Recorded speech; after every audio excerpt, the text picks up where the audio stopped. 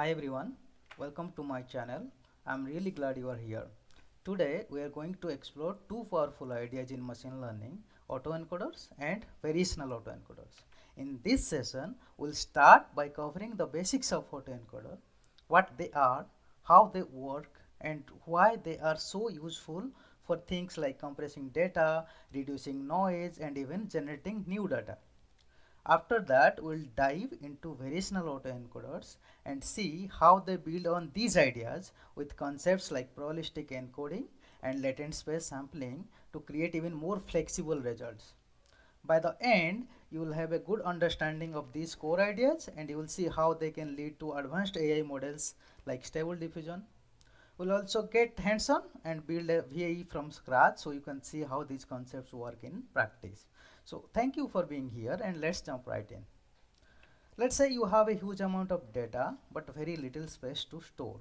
So how do you manage to store this data? One quick solution is to compress the data using traditional methods like zip files, which actually rely on rule-based methods like Huffman coding. What it does is to find repetitive patterns inside the data and eliminate it. But these methods can be limited and are not flexible enough to adjust the compression level as we like.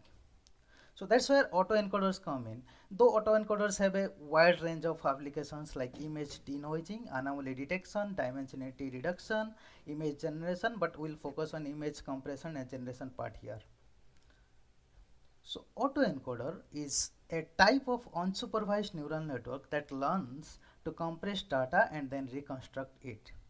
If you see the architecture of autoencoder here is how it works. The encoder part compresses the data into smaller representation, which we call the latent representation or compressed code. The decoder then uses this compressed code to reconstruct the original data as close as possible. Now the model aims to keep the reconstruction errors as low as possible so that the compressed version captures the most critical features in the original data. Let's say our data consists of images and the compressed code Z might capture essential details like lighting or camera angle, all those things. Now this compressed version holds the key features while leaving out unnecessary details. But remember, this process is deterministic, which means it produces the same compressed code for the same input all the time. If you put the same image in, you will always get the same result. Now we'll visualize how latent vectors behave in vector space for both autoencoder and variational autoencoder. Think this box as a vector space where Z resides and the distribution as a collection of vectors within this cluster. In this case of vegetable image generation, the cluster for potatoes will be distinct from the cluster for tomatoes. If we want to generate various category of object, we should train a generative model which will learn to create different clusters for these categories. Then we can sample a vector from these clusters to generate the desired object. In this particular case, sampling a vector from the first cluster will result in generating an image of potato. Now this clusters model finds these during training in an abstract manner. So it's very hard to access them directly. And sampling from any random point may generate garbage results, as you can see here, because we cannot guarantee that the sampled point is part of any cluster or not. That's why autoencoders are great but at compressing data, but when it comes to generate different variations of image, then they are very poor. So we need a method to access these clusters directly. It would provide a more controlled way to generate samples. That's actually what VAE does. In case of variational autoencoder, we first define a region we want to restrict the user to sample from. Now the goal of variational autoencoder is to find the clusters inside this region only. Because the defined region is continuous, so sampling is straightforward, which means if we'll sample any random point in this region, it will be either part of this potato cluster or tomato cluster if we have only two clusters for our generative model. Here is a breakdown of variational autoencoder architecture. Before going to architecture part, I'll just ask why it is variational.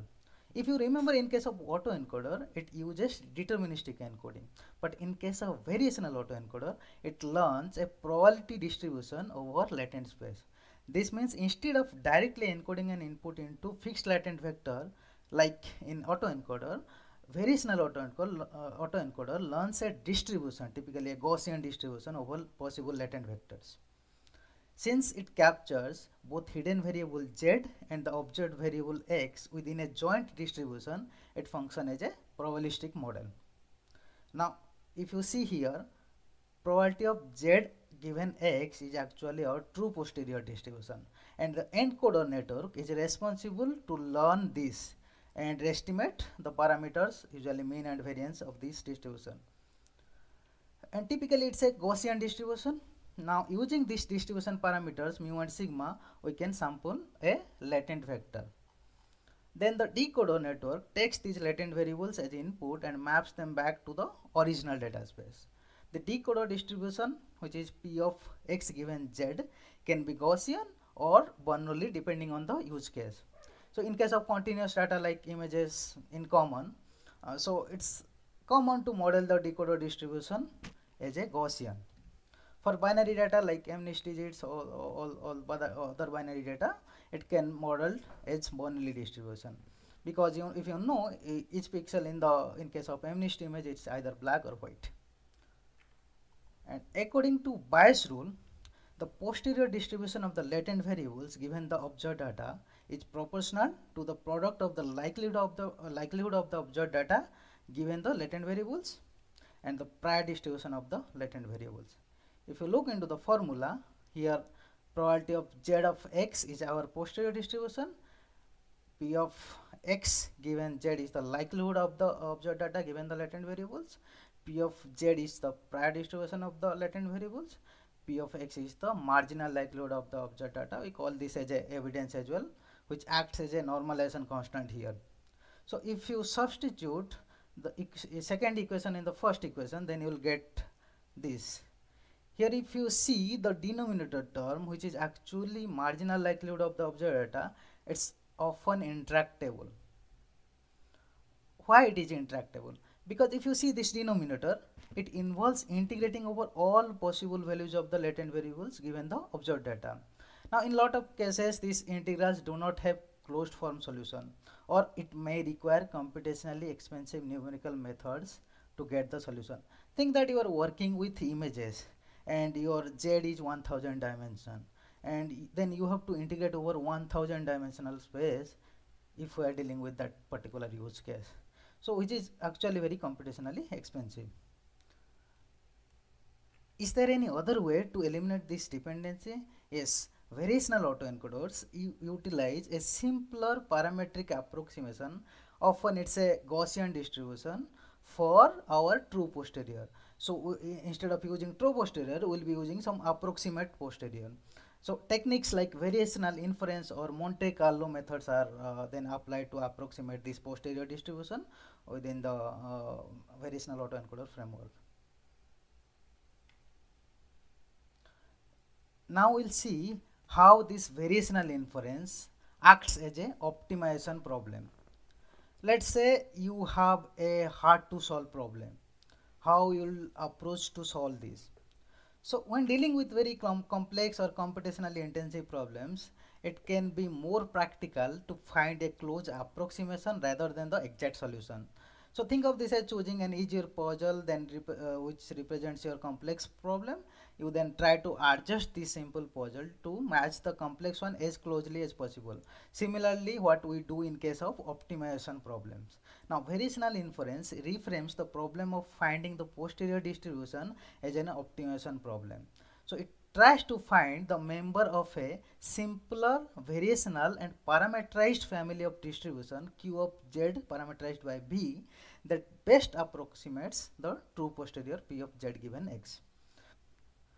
How it does?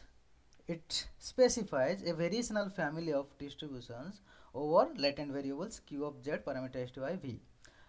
Then it starts with some variational parameter V in it and search through variational family distribution to get the optimal solution V star. But how will know that the solution at V star is optimal? we need some type of measure or metric for that. So we define KL divergence, which measures the difference between true posterior and the variational distribution. Now fit these variational parameters V to be close in KL divergence to the exact posterior. What is divergence? Divergence refers to a measure of how one probability distribution is different from another or a reference distribution.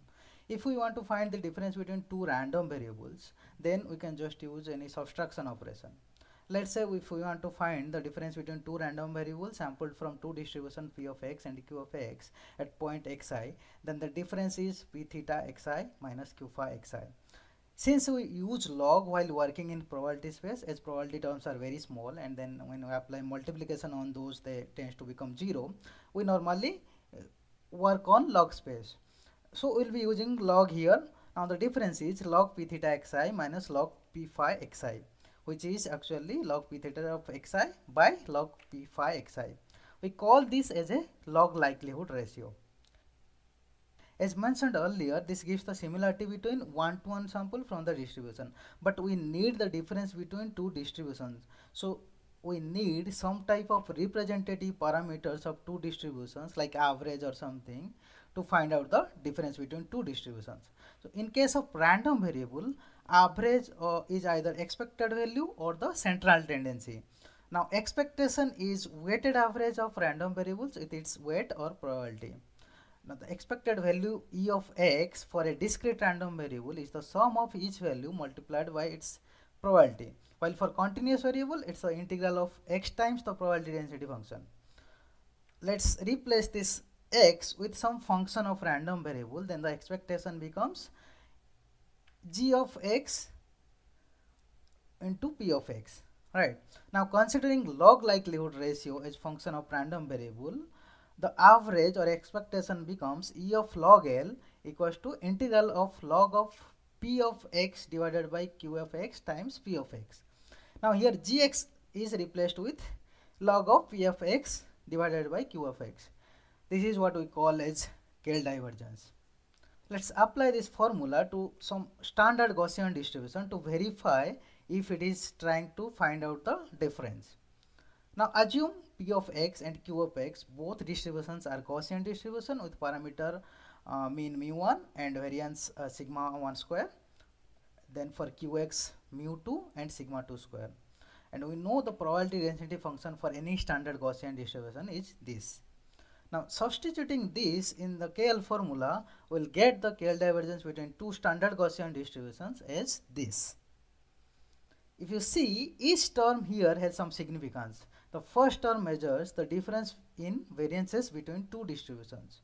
Let's say this is distribution T1 with mean 0 and standard deviation 1, and this one is distribution 2 with mean 0 and standard deviation 2. Now if you see here, D1 would appear narrower and more concentrated around the mean, and D2 is wider and more spread out. So since its variability is more. Now this ratio sigma 2 by sigma 1, it says that D2 has twice the spread or variance compared to D1. Now for mean, we no need to do some type of scaling thing. For mean, we just subtract mean of both distribution to know how far apart they are from each other. Now the second term measures how much the means of the distribution differ relative to the spread of Q. The third term is actually a normalization factor that ensures that the KL divergence is always non-negative. There are two major properties for KL. One is KL of P and Q is always greater than 0 with equality if and only P equals to Q. So if you replace mu1 equals to mu2 and sigma 1 equals to sigma 2 in the previous equation, then you will get as KL equals to 0. So it's very simple to find out this one. Second one is it's not symmetric. So KL between P and Q not equals to KL between Q and P. We can verify the same in the previous equation because sigma 2 by sigma 1 is not same as sigma 1 by sigma 2, hence KL will not same will not be same for both. Till now, we have seen KL divergence and verified KL divergence for standard Gaussian distribution. But we need to find KL divergence between our approximate posterior and true posterior, which is actually our objective. So substituting both approximate posterior and true posterior in our original KL equation, we get KL between approximate posterior and true posterior is this. Now using log division rule, we get this. Here, this is the expectation of log of q of z under q, and this is the expectation of log of p of z given x under q. And we know probability of z given x is equals to joint probability of z and x by probability of x. Now substituting this in the above equation, we get KL as this. Now using log division rule, we get this. If you see the third term here, which is actually evidence, it is fixed, hence it's a constant. Why it is constant? Because if we observe the data set and probability of data set doesn't change with respect to whatever the surrogate posterior we are using. And integration over constant is always constant, so we'll replace expectation as normal log px. If you remember from the starting, we wanted to get rid of this term, which is this p of x, because it is not accessible to us.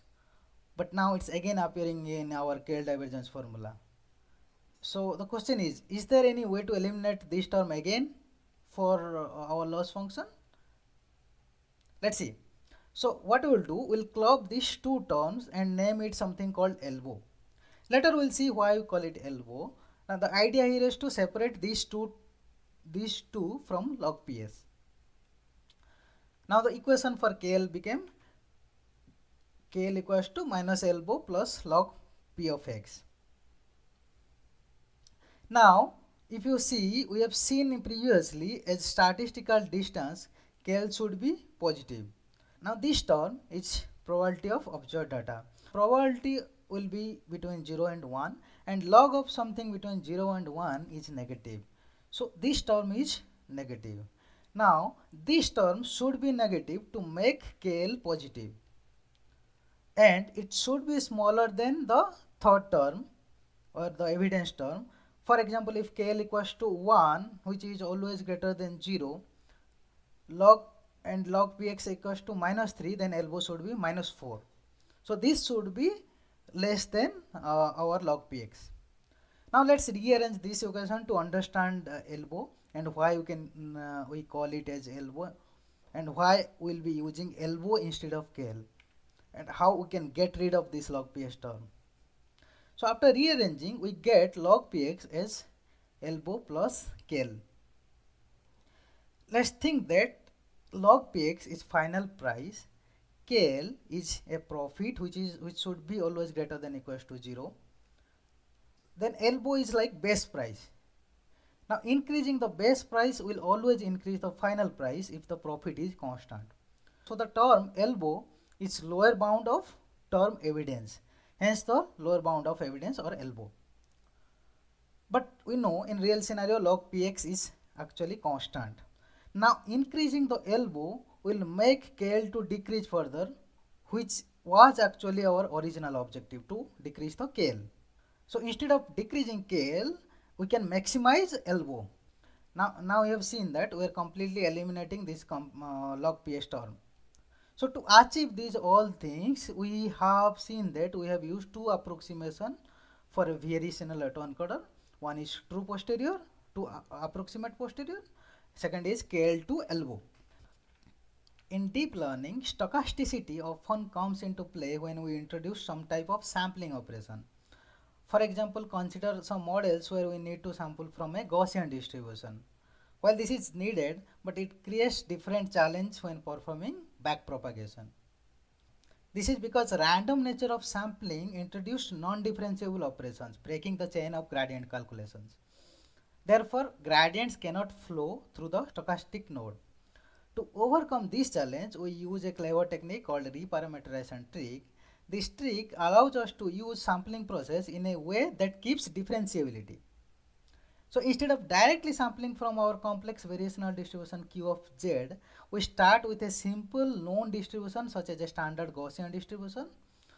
Then we transform this sample deterministically using a function that depends on model parameters. For example, Z equals to mu plus sigma into epsilon. Now this epsilon is some type of noise term, or we can say it's a standard Gaussian distribution, and then we sample something from this noise term and then apply this transformation function to get the actual value. Let's say sampling 0.25 from the standard Gaussian distribution correspond to 2.5 in the distribution with mean 2 and variance 4. Now this transformation is deterministic, which means that given the same input epsilon, the output Z will always be the same. So more importantly, the parameters mu and sigma define the transformations are differentiable. This allows the gradients to flow through the parameter mu of x and sigma of x during backpropagation. Let's implement variational autoencoder. We'll start with basic imports. We'll import numpy, torch and matplotlib. Then we'll define some formulas to calculate the output shape of some layers. Like we'll be using con formula to calculate the shape of con layer, and decon formula to calculate the shape of decon layer, and the maxpool formula to calculate the shape of maxpool layer. Now let's define VAE class. We'll pass latent dimension as a parameter to the constructor. Then we'll define series of convolutional and pooling layers for feature extraction, which is actually part of the encoder. Now then we'll define two fully connected layers for reducing the dimensionality. Again, this is the part of the encoder. Finally, we'll be defining two more linear layers for latent distribution parameters, mean and log variance. Now comes to decoder part. We'll be defining three fully connected layers for reconstruction of the original input. Now let's define the deconv layers for reconstructing the image. Finally, we'll define a dropout layer to prevent overfitting. Now let's define encoder functionality, where we'll take x as input and then we'll call all the layers that we have defined in the encoder part. Now this will give us mean and log variance, which will return as output. Now let's define the decoder functionality, where we'll pass the latent vector as input. Then it will go through all the decoder layers that we have defined before. At the end, we will be applying the sigmoid activation to get output in range 0 to 1. Then we will be returning the output. Now let's define the reparameterization function, where we will pass mean and log var as the input, and then we will apply the reparameterization trick if and only it is in training mode. So if it is in training mode, then we'll convert the log variance to standard deviation, and then we'll sample from a unit Gaussian distribution and apply the transformation function to get the latent vector Z. Now then we'll return this Z if it is in training mode. If it is inference mode, then we'll be using mean as a latent vector. Now let's define the forward method. In forward method, we'll call encoder functionality first, where we'll pass x as an input and we'll get mean and log var as output. Then we'll pass this mean and log var as an input to reparameterization function to get the z vector. Now we'll use this z vector to call our decoder functionality to get the final output. Now we'll define our loss function, which is actually a combination of loss, of reconstruction loss plus Kullback-Leibler divergence loss. Now this reconstruction loss is a binary cross entropy loss, and Kullback-Leibler divergence loss is actually we can use the formula that we have derived in our slide, in our previous slide. So here we will introduce scaling factor, which is actually the number of elements in the output, and we will normalize KL loss with the scaling factor. At the end, we will be returning this reconstruction loss plus Kullback divergence loss as the final loss. If you want to check the code, then you can just download the link provided in the description. Thanks for watching.